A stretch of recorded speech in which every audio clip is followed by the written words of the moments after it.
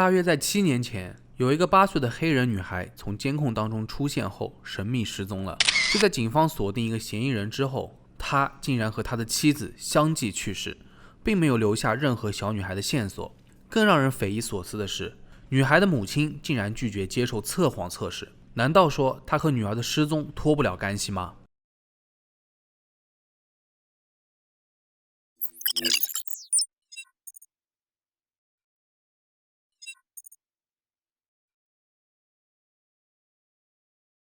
监控中的这名女孩名叫瑞丽莎·路德，边上这名男子就是嫌疑人卡利亚·塔图姆。这段视频是出自一家假日酒店走廊上的监控。瑞丽莎身穿蓝色的外套和一双粉红色的靴子，手里拎着的塑料袋看着并不轻，身旁的卡利亚手里则提着一个包。当他们找到自己的房间进去之后，就没有下文了。瑞丽莎的母亲透露，卡利尔表示自己想带着小女孩去冰上迪士尼玩，希望能带走她过夜，而母亲欣然答应，因为卡利尔是他们家的老熟人了，瑞丽莎也很喜欢和他一起玩。没想到从此以后，女儿就再也没有回到家中。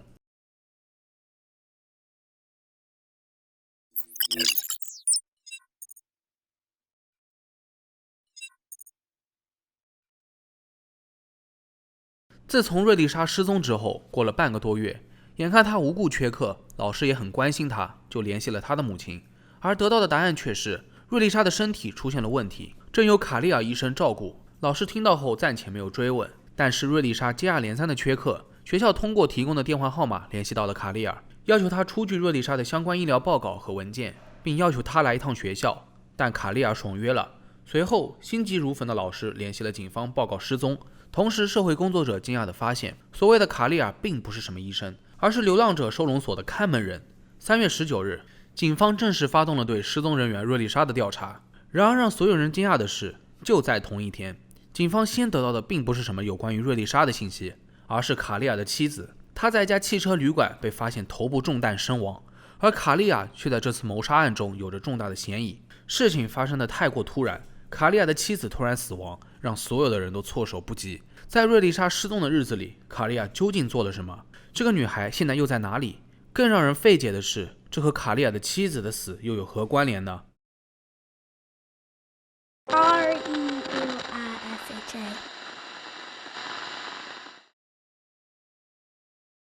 其实一直以来，瑞丽莎和母亲还有3个弟弟都是住在流浪汉收容所里的。瑞丽莎聪明活泼，乐于挑战。她不仅是学校啦啦队的队长，还积极参加各种课外活动，所以老师们都很喜欢她。和别的女孩一样，她最喜欢粉红色，梦想着长大后成为一名模特。但是瑞丽莎的生活很艰难，她家里的几代人，包括母亲，都在这收容所中进进出出。贫穷是这个家挥之不去的阴影，他们没有想过要改变，也无力改变。母亲经常会酗酒，拖家带口被驱逐，所以除了收容所，他们无处可去。而对于瑞丽莎来说，收容所是个非常危险的地方，里面有数百个家庭，有将近600个孩子，充斥着性侵犯、毒品交易和虐待。除了形形色色的人之外，收容所的环境也让人堪忧。因为收容所前身是个旧医院，所以附近就是停尸房，很可怕。瑞丽莎会经常参加课外活动，也是出于这个原因，她不想回到那个地方。而且一些社会工作者怀疑瑞丽莎多多少少在那里遭受过某种虐待，但是出于种种原因，她从来都没有讲过。而卡利亚就是该收容所的看门人，人们经常看到她在走廊里面推着清洁车。卡利亚能说会道，几乎和收容所里面大部分人都称兄道弟。她尤其对年轻的女孩关怀备至，再加上瑞丽莎活泼可爱，很快他们就成为了朋友。卡利亚经常带她出去玩，给她买新衣服和 iPad， 请她吃东西。瑞丽莎当然也很喜欢她，这家人也自然很信任她，经常允许她跟着卡利亚外出。因此当卡利亚提出要带着瑞丽莎去冰上迪士尼，瑞丽莎很高兴，她完全信任眼前这个男人，兴高采烈地跟随他前往。然而他们不知道的是，卡利亚有过入室盗窃和非法闯入的重罪记录。But during the search, crews found the body of an adult male believed to be Khalil Tatum, the man accused of kidnapping the 8-year-old girl. The lingering and critical question tonight. 执法部门透露，根据线报，在3月1日，瑞丽莎走过纽约大道戴斯酒店前的喷泉，沿着大厅走进了卡利亚的房间。尚不清楚她是否曾经去过。后来，调查人员对房间进行了广泛搜查，发现了卡利亚在入住酒店后的第2天购买了160升的垃圾袋、铲子和石灰。除此之外，他还参观了凯尼尔沃斯公园，这好像是句踩点了。然而，就在3月31日，卡利亚无故身亡。警方在该公园的一个棚子里面发现了卡利亚的尸体，初步认定这是自杀身亡的，与杀死他妻子的枪是同一把。I would describe my uncle as a caring man. Anything that you needed, he would give to you. He's not what people portray him on the news as being, as this monster who kidnaps this little girl. He's a pretty nice man, and if you ever had the pleasure of knowing him, he'll touch your life. 经过警方调查，同年2月份，卡利亚已经向妻子提出了离婚。在这之前，妻子也曾考虑过离开卡利尔，他们两个似乎已经貌合神离。但是在周围人的眼中，他们并肩走过了充满贫穷、毒瘾和监禁的日子，看着是一对非常有爱的夫妻。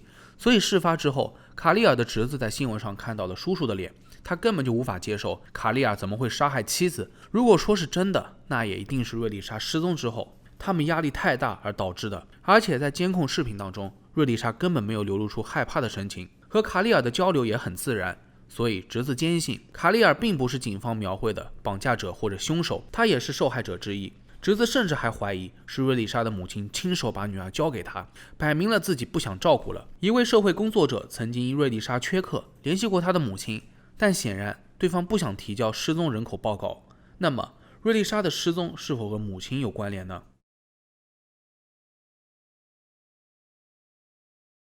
？The man accused of taking her is now one of the FBI's most wanted, and the search for them runs up and down the East Coast. But right now, D.C. police and the FBI are searching wooded areas of Kenilworth Park. Neighbors say Tatum grew up just blocks away on Pond Street.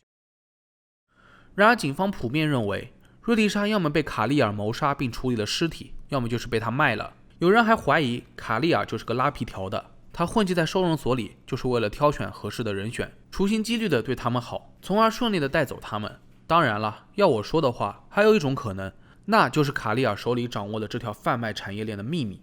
他和家长形成了某种肮脏的交易，合伙把孩子骗走，家长们还想方设法帮忙掩盖，拖延时间。如果真的是这样，那卡利尔妻子的死可能并不是有预谋的，她无意间发现了丈夫这一罪行，于心不忍，冲动之下被灭了口。后来卡利亚为了避免指控，于是选择了自杀。而且我在翻阅新闻的时候还发现，卡利亚的妻子曾经因毒品进过监狱，后来戒毒之后就成为了教堂的志愿者，经常帮助无家可归的人。平时他也会给生病的邻居写卡片，很平易近人。这样一个人看到天真烂漫的瑞丽莎在自己眼前，有多少人能够忍心的看她陷入漩涡呢？ Good mother either. Get the off my stage.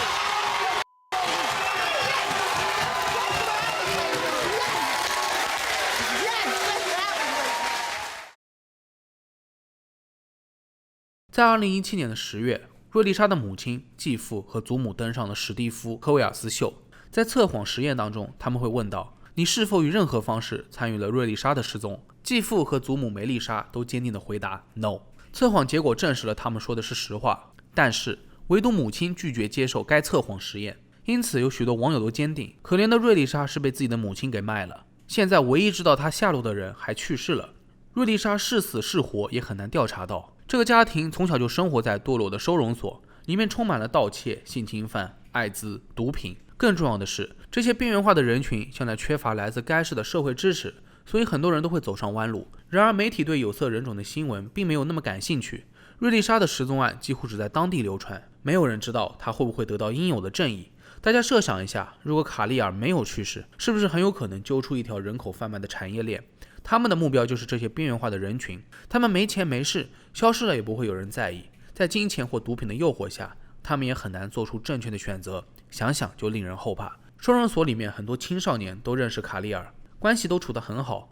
如果他真的是人口贩卖的中间人，那在瑞丽莎之前肯定已经有不少的受害者了。只不过瑞丽莎有个时刻关心他的老师，他的穷追不舍使得警方开始调查此案。不过遗憾的是，他们师生恐怕再无法重逢了。所以在很多情况下，外表可怕的人并不是十恶不赦的，反而要注意那些糖衣炮弹，设法用小恩小惠赢得你信任的人。他们懂得放长线钓大鱼，等慢慢建立起来的信任关系，就能够获得他们想要的东西，到最后在背地里捅你一刀也不迟。那好了，本期视频到这里就结束了，大家可以在评论区猜想一下瑞丽莎的失踪真相。